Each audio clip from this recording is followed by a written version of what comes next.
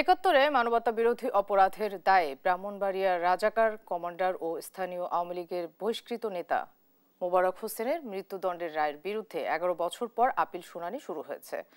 সকালে প্রধান বিচারপতি ডক্টর সৈয়দ রেফাত আহমেদের নেতৃত্বাধীন ৫ সদস্যের আপিল বেঞ্চে শুনানি শুরু হয়। ২০১৪ সালের ২৪ নভেম্বর মানবতা বিরোধী অপরাধে মোবারক হোসেনের মৃত্যুদণ্ডাদেশ দেয় ট্রাইব্যুনাল। পরে এ রায়ের বিরুদ্ধে আপিল করেন মোবারক, কিন্তু তার শুনানি হয়নি গেল ১১ বছরেও। মোবারকের বিরুদ্ধে প্রসিকিউশনের আনা ৫টি অভিযোগের মধ্যে ২টি সন্দেহাতীতভাবে প্রমাণের কথা জানায় ট্রাইব্যুনাল। এর মধ্যে ১ নম্বর অভিযোগে আখাউড়ার টান মান্দাইল গ্রামের ৩৩ জনকে গঙ্গাসাগর দিঘির পাড়ে দাঁড় করিয়ে গুলি করে হত্যার দায়ে তাকে মৃত্যুদণ্ড এবং মুক্তিযোদ্ধাদের সহযোগিতাকারী আব্দুল খালেককে অপহরণ করে হত্যার অভিযোগে তাকে যাবজ্জীবন কারাদণ্ড দেওয়া হয়েছিল।